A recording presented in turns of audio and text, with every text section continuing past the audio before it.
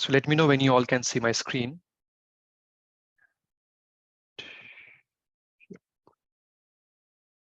We can, yes. Great. Awesome. I will quickly admit all.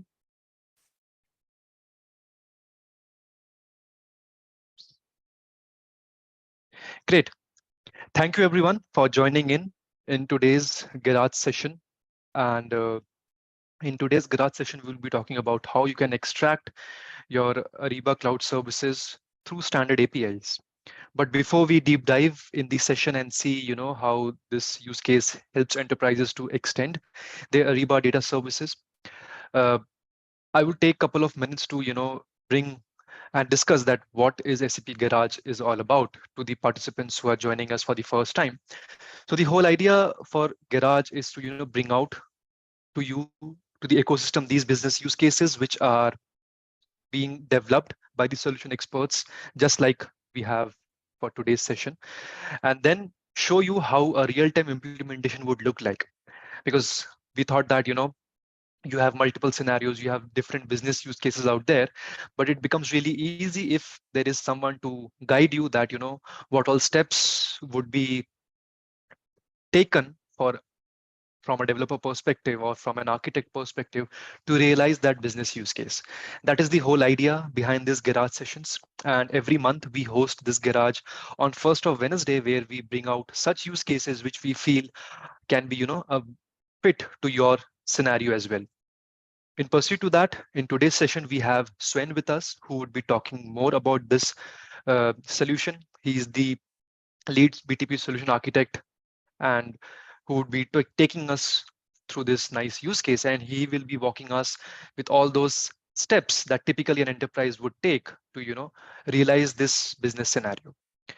I'm Gaurav, speaking from Bangalore, and part of adoption and enablement team. And with that, I would hand it over to Sven to talk about this use case in detail. He would be talking about what all those steps typically you would take to implement this scenario in your own landscape. So Sven, over to you. Okay, thanks a lot. Let me also start the video. And while this is starting, I can also do a quick introduction of myself. So nice to meet you. My name is Sven. I'm out of the Munich office in Germany, close to 10 years at SAP here, a solution architect leading a team of also solution architects, BTP architects in pre-sales organization. And we are mainly responsible for showcasing and demonstrating how customers can use BTP in order to extend their ISBN, their procurement solutions of SAP. So we typically do, let's say, 60–80% prototypes where we are doing rapid development, value prototyping in, let's say, in pre-sales, and then really showcasing how extensibility could look like based on customer requirements, based on customer processes, and the like. So let me quickly share my screen and then walk you also through the mission of today's topic. So here we go. And please let me know if you can see anything, something. Screen should be coming Yes, up. Sven, we can see. Okay, thanks. So today's session is about a solution that is taking Ariba data into account and is extracting that and pushing that into a BTP data storage. The reason for that is, so the Ariba APIs are great APIs. They will be enriched, and let's say more and more APIs are added over time with every new release that Ariba is undergoing. New APIs will introduce and will add it, right? Nevertheless, what we saw is sometimes, especially when we talk about analytical use cases, when we talk about mixing together different data objects to specific use cases, this is very challenging using the standard APIs. So imagine you are looking into enterprise-wide reporting using SAC as the reporting engine, and you maybe want to combine contract information with supplier information, along with maybe PO/PR information, right? So with the given standard APIs, it's hardly possible. So what you would need to do is you first would need to bring all the different data objects into a centralized store, and then of course do the data harmonization, the data modeling. This story in particular, or this mission in particular, is what we call a foundation mission. And that's probably already a good use case to go into the architecture diagram. So we see that as a foundation mission. And on top of this foundation mission, there will be other missions that are coming in future and coming over time. So let's focus for this mission on the following data flow. So we see we have SAP Ariba here. It's providing standardized REST-based services, which we are then consuming through a BTP application, which we call Data Extractor. And this data that we are exposing and extracting from the Ariba side, we are pushing down to a BTP database. In this case, we're using a Postgres database. So the application that I walk you through is exactly targeting that flow from Ariba through API. We are reading and extracting the data and then pushing down to Postgres. And once it is down and once it is available on the BTP side, well, then of course we can make that data available to different consuming applications, different consuming solutions. So this could be when we think of enterprise-wide reporting, SAC. And we have SAC standard content in the content network, which are exactly targeting and based on this architecture. Second use case would be, well, today, procurement professional users, they still would need to switch different systems. They need to log into Ariba. They maybe have some work to be done in the S4 side or in the ECC side. They maybe have to do some work in external systems, and then SAP Build Work Zone would be one good use case where you can define a persona-based portal page, workplace, let's say, for exactly that procurement persona. But of course, here again, WorkZone would somehow need to access the Ariba data, would need to show what are my different sourcing projects at the moment, what are my recent purchases that I've done, right? So this would be also based on the same architecture. Having said that, in a nutshell, so today we are focusing on the foundation, which is the data extractor, and everything around how we bring in, how we're extracting Ariba data into BTP.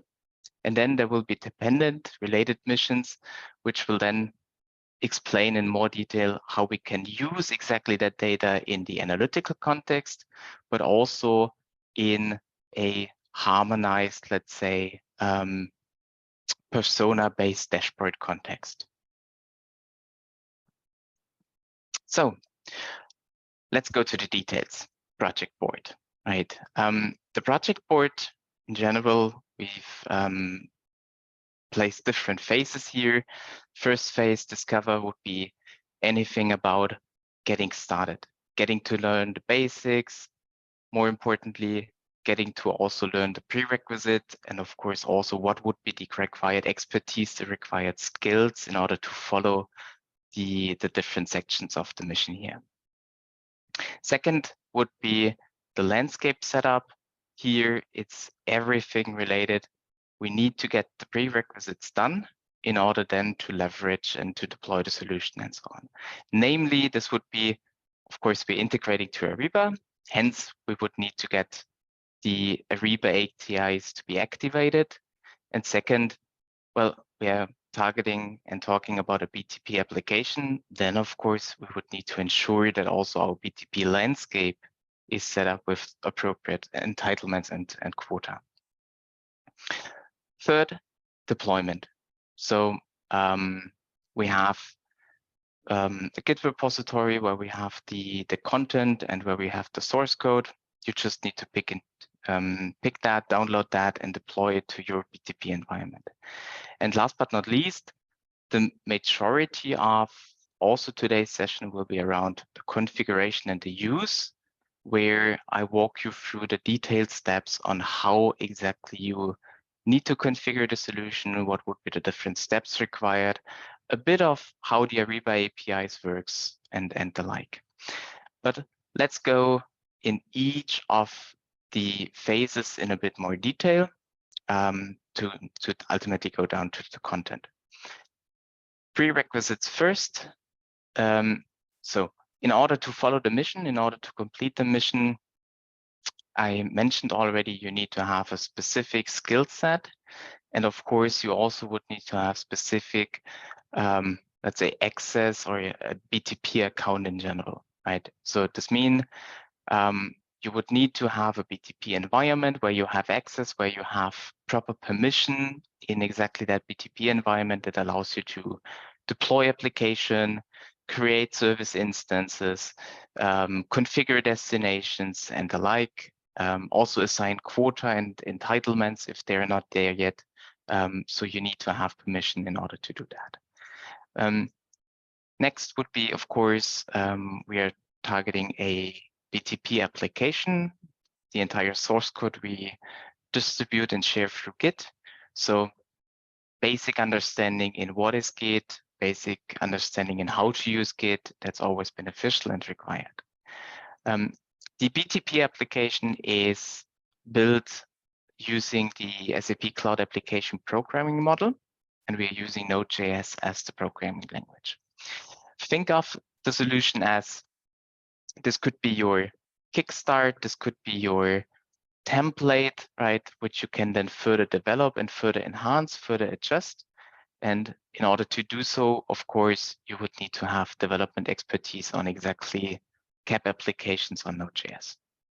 And then last but not least, of course, everything around the CLI, where you need to do the deployment, you need to hook into the logs for monitoring purpose or for troubleshooting purpose and the like.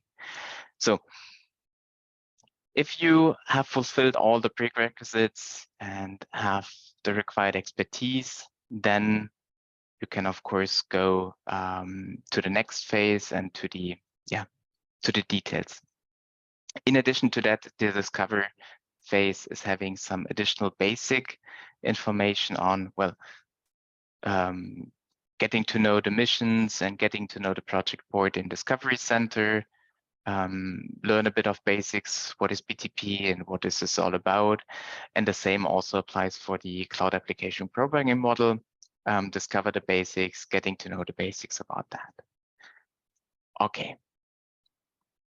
Let's specifically talk now about this mission here. So the first thing that you would need to do is getting ready your landscape. And getting ready your landscape would be two, let's say, components. One is, of course, we are integrating to the Ariba realm. We first would need to get APIs activated for our Ariba realm. So how to do so?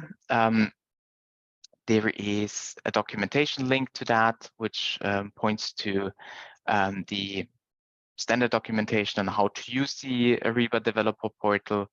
The solution now is making use of the following APIs. So mainly the reporting APIs, analytical, and also operational reporting for sourcing and procurement. And then along with supplier data API with pagination, risk exposure API, and master data retrieval API for procurement, which we use for commodity code extraction. You can, of course, steer what would be the modules of yours that you have implemented on the Ariba side, what would be your use case, or what would be the data that you really want to extract into BTP. And based on that decision, of course, you maybe need to get access and activate all those APIs or just a subset of them. So let me quickly walk you through how or the steps that you need to do. So first is you go into the SAP Ariba developer portal. That's this one here. And of course, my session timed out. And then you have here the Discover section, and the Discover section basically lists all the available APIs that you can then request as a second step. If you're interested for the analytical reporting, it's underneath the tab of General, and you will find here analytical reporting with all the endpoints that the API offers. So here you see endpoints around view management, and I'll come to that later. You will see endpoints on how to use the analytical reporting in a synchronous API approach, and how to also use the API in an asynchronous API approach. In order to now request access to that, here's the Manage section, and the Manage section allows you to create applications, and you would need to create. One second. Okay. There we go. So you would need to create applications here. Each application would then be linked to an application. You would need to specify what would be the realm that this API should be activated to. And then there is a approval process behind the scenes happening. And once you have the approval, you can then generate the authentication details. And those authentication details then you use for consuming the API of your Ariba system. So that's the first card, right? That is activating the APIs. You of course need to memorize the authentication credentials here, because we will use that at a later stage in time. Second is ensuring that our BTP landscape is set up. So in the mission description, you'll see what would be the amount of services, what would be the services that are required in order to successfully deploy the application. And of course, those services we would need to have activated or entitled our sub-accounts to, right? So we are using of Postgres database. As a result, we of course need to have the entitlement for Postgres database. Our backend application, our data extractor application, is a CAP application running on Node.js. As a result, we also would need to have Cloud Foundry runtime entitled and assigned to our sub-account. We make use of the job scheduler service as an example. So we would also need to have the job scheduler service entitled to our sub-account, right? So this is really about fulfilling the prerequisites on the landscape. So having all the required services entitled and assigned to our sub-account where we are then deploying the application into. So that is already a huge milestone, because now we have access to all the Ariba APIs, and we have made sure that our BTP environment is up to speed. And now actually we can start deploying the application. So what we can do, we have the first card here, which links to the repository. So we have the entire source code here. We have published as a Git or GitHub repository here under the SAP samples organization. And you now have, of course, different options, different capabilities on how you want to interact with that. So you can clone the repository, you can fork the repository, or you could also simply download it manually and then further leverage or further use that. The most important file for that is we actually have also published the deployable file, so the mtar file, as part of the repository. So all you need to do there is, well, you actually just need to grab that mtar and then deploy the mtar. And that's exactly the next step here for the deployment, where all you need to do is you can simply run a simple command using the CLI, which then ultimately picks up the mtar and then deploys it into your BTP environment. Deployment will take a while. especially the creation of the Postgres database instance is running for a couple of minutes. As a result of that, not showing that now live in the meeting, but we can maybe have a look on a deployed version of the application at a later stage. So, second milestone achieved. What we have so far, we have access to the API of Ariba. We have ensured that our BTP application is up and running, set up. We have access to the source code, which we also can modify to our needs, which we can adjust to our needs. And we have also executed deployment. So as a result of that, of course, our solution is up and running, but of course, we don't have yet created any kind of integration to our Ariba realm, and that's what we need to change now. So the third phase in this kind of setup would be now the configuration and the use. And I would like to spend the majority of the time also for that one here, because here the most interesting and important activities would need to be done. So first, we need to define the destinations. So destinations will hold our security information, our OAuth client information, right, of the APIs, along also with specific endpoint information to which Ariba system, to which API this should be consumed. We have actually a hard linkage between the name of a destination in our source code. So whenever you are interested for the analytical reporting API, you would need to follow a naming convention for creating the destinations. The naming convention would be, we start with the realm information, and then we have minus reporting, minus analytics.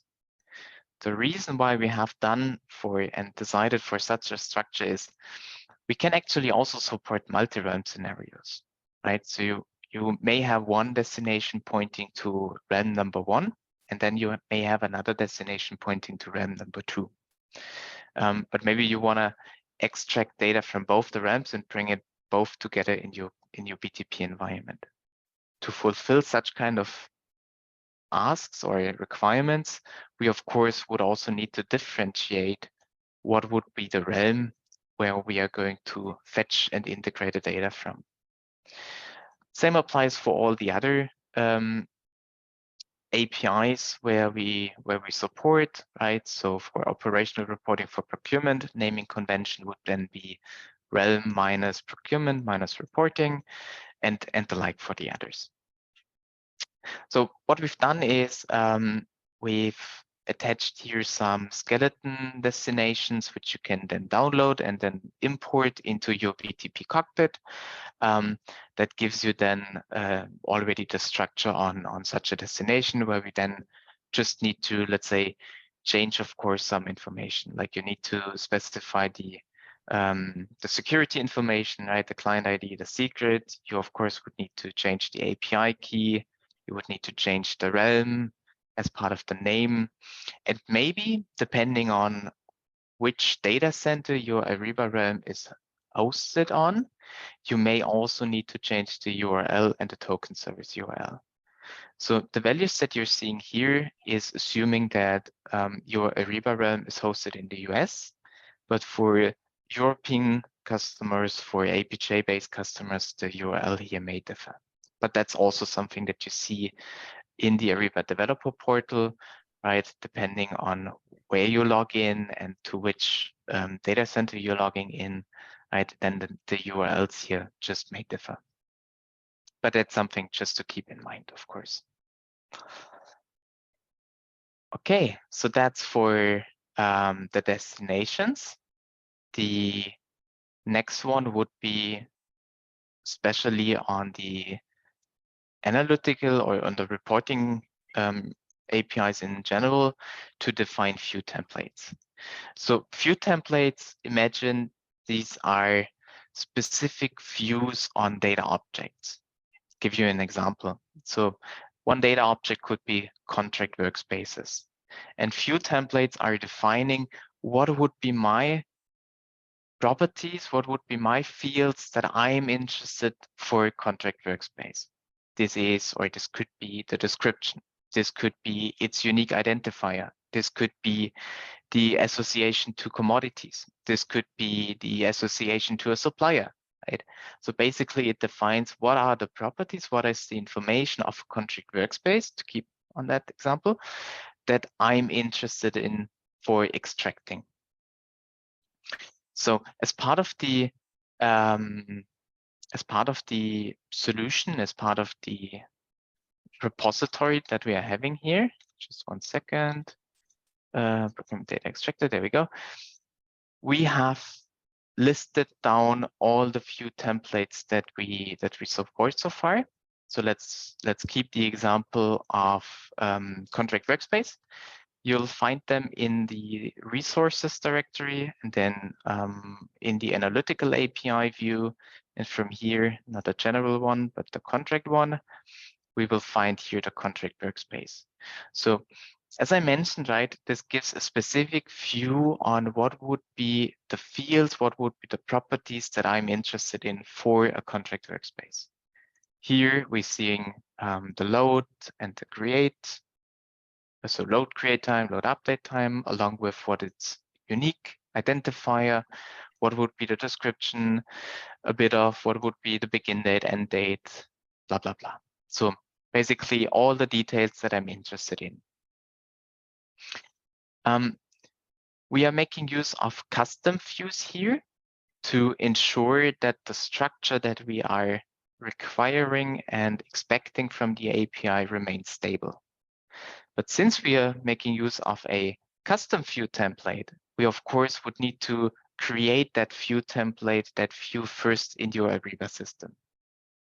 So how this is done? Again, there is a bit of documentation, how you want to use the APIs, right? It's all documented in the SAP help page. Nevertheless, I can quickly show you how to do that. So in Postman, right? So we have specific endpoint for creating a view template. You will get the details on that endpoint, of course, in either the API Business Hub or in the Ariba Developer Portal. It both contains the same level of documentation.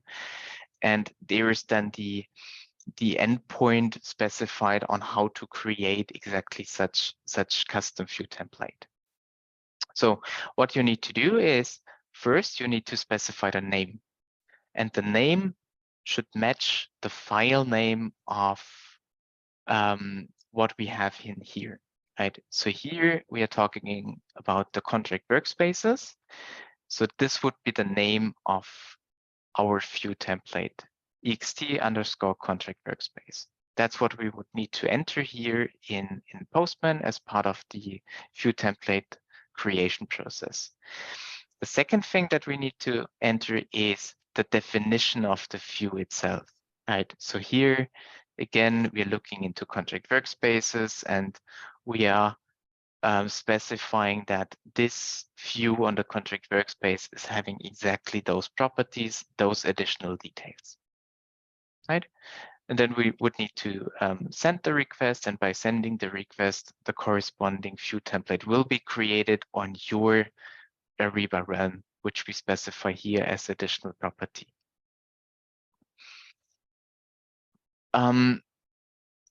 So the procedure is always the same, whether this is an analytical reporting API or it's one of the operational reporting APIs, right? The procedure on how to create those view templates are basically the same.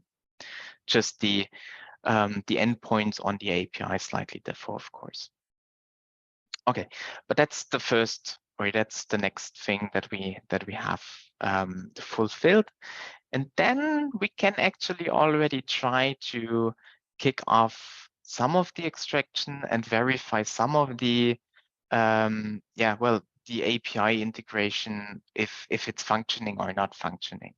So before we kick off the extraction itself, we can directly query the Ariba API with the created view templates to see if everything worked fine.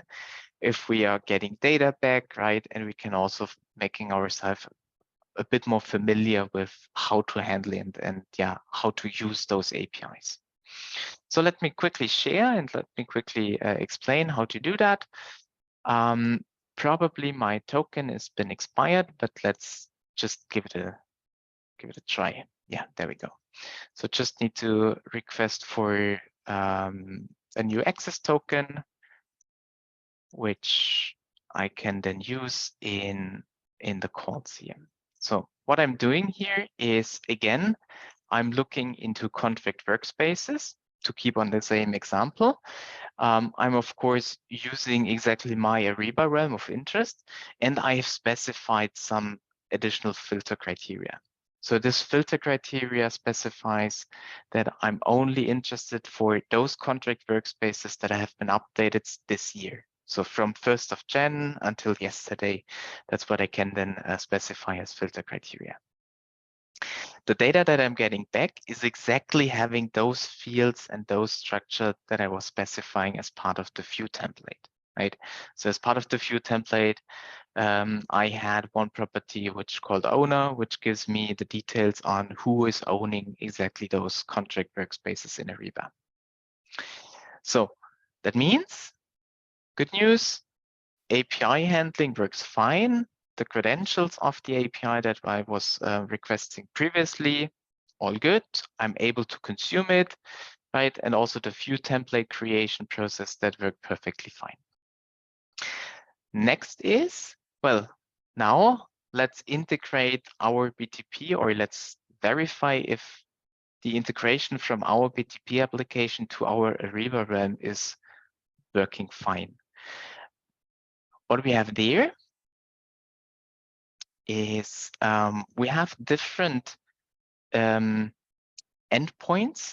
that we are exposing as part of the BTP application, which then is again consuming, integrating to the Ariba system. So what I should mention here is what you saw here is the usage of the synchronous API of the analytical reporting API. The synchronous API is having significant, let's say, not going with limitation, but significant specifications. That means that when we call the synchronous API, we can only get a throughput of 50 records per page. And then we would need to call it again to get the next 50 page, to call it again to get the next 50 page. Okay. And then, of course, we have API rate limits associated to that. So rate limits mean I can only call this particular API X amount of time within a given time frame, right? So I could only call that 300 times a day. And if I then do the math and multiply that, that would mean that the overall data throughput that I can get through the synchronous API is limited, right? When we compare that to the asynchronous API, the data throughput is slightly different, or not slightly, but it's different. Here we're seeing that the maximum number of records returned is 50,000. That means that when we are creating a job, when we are doing or creating an extraction job in the Ariba system, it returns me up to 50,000 records with a single extraction, right? So the throughput of data is way higher than it would be for the synchronous. And that's mainly the reason why we've decided to use the asynchronous API, because we can extract way more data within the given time frame. However, there's also a downside associated to that, because the asynchronous API handling is slightly more complicated than the synchronous one. So the asynchronous handling is basically you first are creating a job in the Ariba that is done through here, the job submission API. And then Ariba is doing its processing behind the scenes. This may take a while, this may take a minute, this may take 5 minutes, but you never know how long it will take you. Then, as a next step, you would need to actively query the Ariba system and asking for an update. Is the job finally done? Is the job finally done, right? So you would need to constantly ask Ariba whether the job is still in processing mode, in work in progress mode, or if the job is finally succeeded and the result set is there ready for pickup. And then once the result set is there ready for pickup, the third API call, or let's say the third process step is coming into picture, which is then that you download, that you're fetching the result set from Ariba and then properly store it and pushing down into your BTP database. So in a nutshell, 3 main APIs or 3 main stages are required in order to handle asynchronous API, especially for reporting. One is job creation. Second is asking whether the job status has changed, whether the job is finished. And third, once the job is finished, then getting to know the results, right? Retrieving the result set, retrieving the data from the Ariba API. So if we translate that into our BTP application, we exactly have the same. So first one would be, we can create a job. And of course, for creating the job, you would need to specify the following details. Wait a second, that was wrong. There we go, that's the one. So for creating the job, you would need to specify what would be the realm that I would like to extract the data from. You would need to specify what would be my data object of interest. In our case, it's again the contract workspace. And as an optional parameter, you can specify what would be the API that I would like to get the data from. If you don't specify, it'll take the analytical reporting API as the default one, but you can also specify whether you would like to read the data from the operational for sourcing or the operational for procurement. Then, once you execute, the BTP application will then also trigger the job creation in Ariba. It'll give you a message back with a unique identifier for the job. And then you would constantly query the update of exactly that job. So what you need to specify there is you only specify the realm. The BTP application is reading from the database what would be those jobs that are still pending, which an update would be required from. And based on that input, it is then asking the Ariba API to give an update on exactly those jobs of interest. Then the Ariba API, of course, responds if it's still pending, if it's still work in progress, or finally if the job is done and the result set is ready for pickup.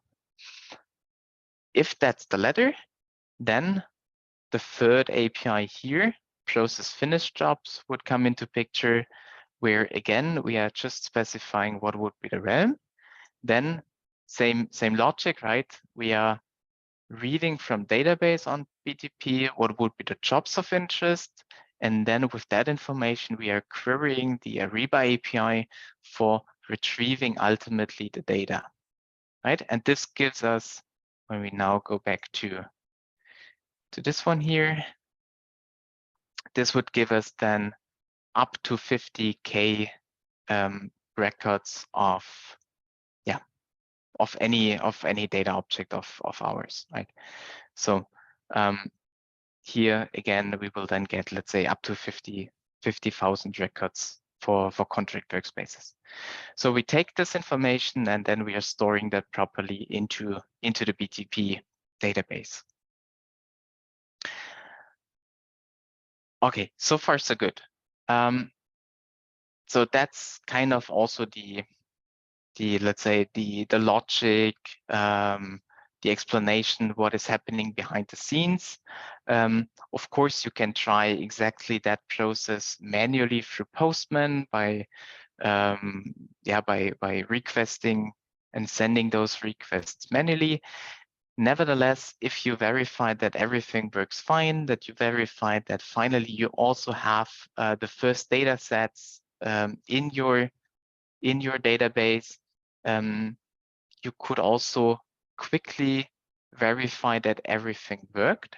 So as part of the application, we are exposing OData services, and those OData services can be used for for making use of the data that we just have extracted as a first step, right? Here, for instance, we are doing a simple count operation on the contract workspaces, and probably also there. Okay, and we see that close to 20,000 records we already have extracted. So we have close to 20,000 contract workspaces now extracted and is ready or is available in our database.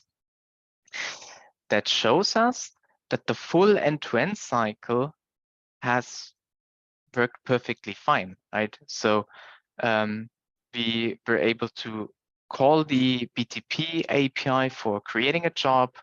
We were able to retrieve the job update status, and then ultimately we are able to download the result set and then processing the result set also properly, right?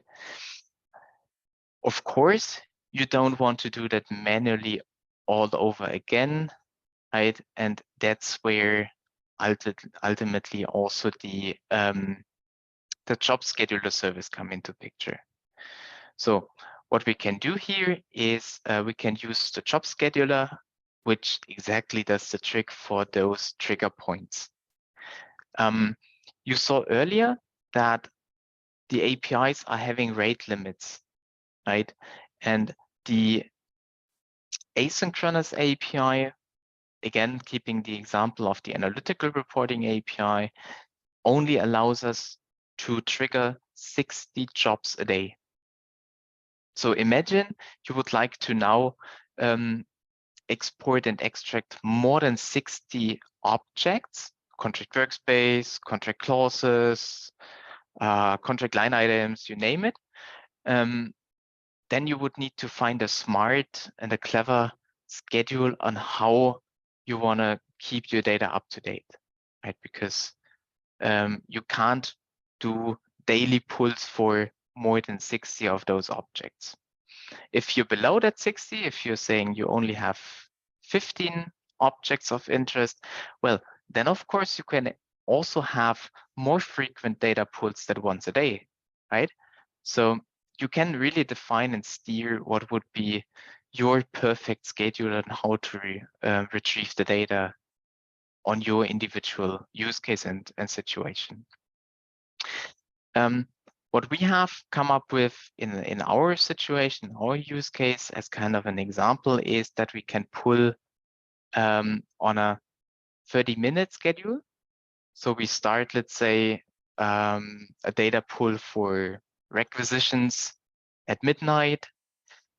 And then half past midnight, we are going for extraction for sourcing projects. At 1 a.m., we are then starting the contract workspace extraction and so on and so forth. But again, you are flexible in defining the schedule of that fits your purpose best, right? And that's what you can use the job scheduler for, where you can then just define such a schedule. Again, the same API call that you saw in Postman. In this case, you would need to specify the realm again, and then you would need to specify what would be the view template, skipping the API type, meaning this goes to the analytical API, right? And then job scheduler is automatically doing the trick for you.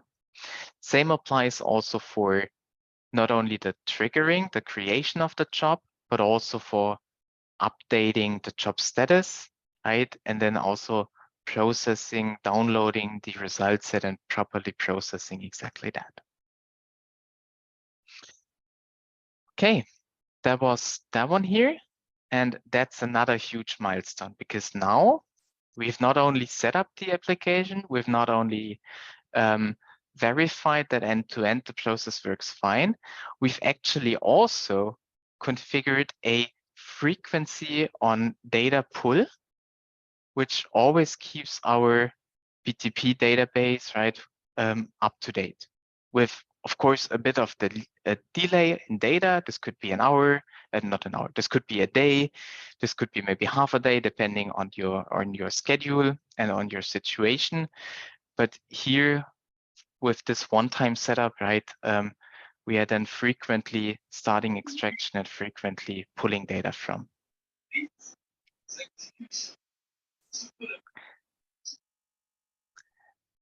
And last but not least, right, then of course we can also verify that everything worked fine.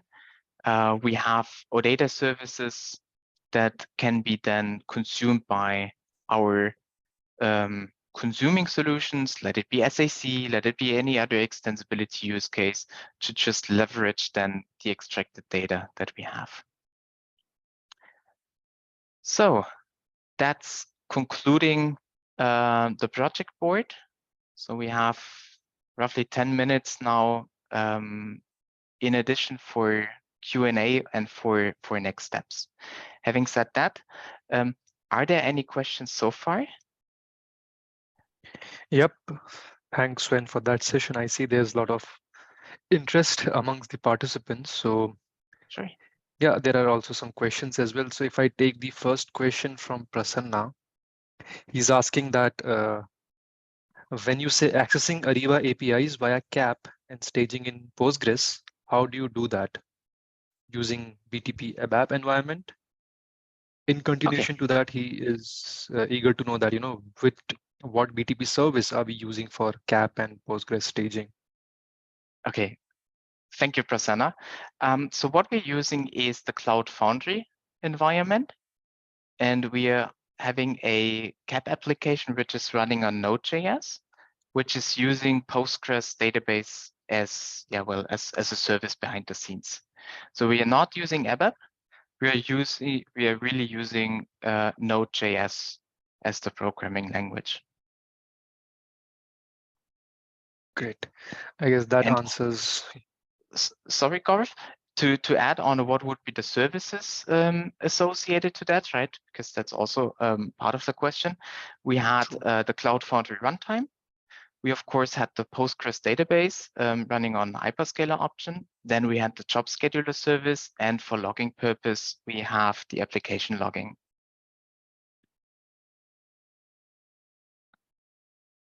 Great. I guess that answers, Prasanna, to your question.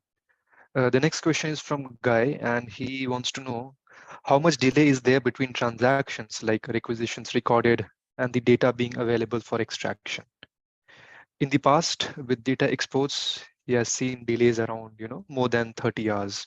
So he's curious about to know how much is the delay. Yeah. So there will be always a bit of delay. That's for granted, right? That has multiple reasons why we have actually delay. But the amount of delay that we are having is a bit dependent also on the frequency that you're pulling the data, right? So it'll take an amount, I think it's 6 hours, where data is available in the analytical reporting API. So you never ever will be able to get data outside the system which is lower than those 6 hours, right? Because that's naturally the data is not in the API present, so you cannot extract that. But then, of course, you can still steer. Well, do I only have very little objects, data objects of interest? Then I maybe can introduce like a 2-hour frequency for data pulling. Ultimately, not exceeding the rate limits of the APIs, right? If that's the case, then you have an overall data delay of around 8 hours. If you have more data objects, well, then 2-hour data frequency pool is maybe not applicable to you. You maybe have a 12-hour data frequency pool. And then, of course, your overall delay on data availability will be, of course, a bit bigger. Great. So Guy also has another question. If the records have been deleted in Ariba, that can information be also transferred to the data extractor in the update date form. Yeah, that's a good situation. So what we support is, of course, an update of a data record. So if you have, let's say, a contract workspace, and then the contract workspace was pulled and brought into the BTP application, and afterwards you do a change, then of course we are receiving the change in the next data pull and then updating the existing record. However, we don't get the information that a record has been deleted, right? So we get changes. So changes are then also affected and reflected in the data that we store in BTP, but deletion events, that's nothing we can get from the API. So to be clear, record may be deleted in Ariba, but it will still stay on the BTP side. Great. So Sven, there's a colleague, Devi. She is trying to connect to the Ariba portal APIs, but somehow there are some issues with the authenticator app. So is there a way by which we can overcome this, or is it also linked to the, I mean, I'm guessing it is linked to the multiple user IDs that are mapped to his email? Could be possible, Probably. but not sure. Yeah, Probably. And Davey, I mean, worst case is that you just create a service ticket and yeah, just have it solved that way, right? If it's not working. yeah. Or maybe let's say a temporary email ID linked to a new S user and then try it, probably. Yeah, exactly. Great. Okay, so there's another question again from Guy. What is the reason for Postgres in BTP instead of HANA? So we all know HANA is superior over Postgres. I should have maybe said that, right? The only reason why we go for Postgres is cost reasons, right? I mean, Postgres database is cheaper than HANA, and that's the main reason. But of course, if you maybe have already a HANA Cloud Box in your BTP environment, or you anyhow want to use that for other use cases, then of course HANA would be the better choice, right? But the only reason why we decided to Postgres is keep the cost to a minimum, and that's clearly through Postgres because it's a cheaper service than HANA is. Great. So yeah, if there are other questions, you can also unmute yourself or keep posting in the chat like you are doing right now.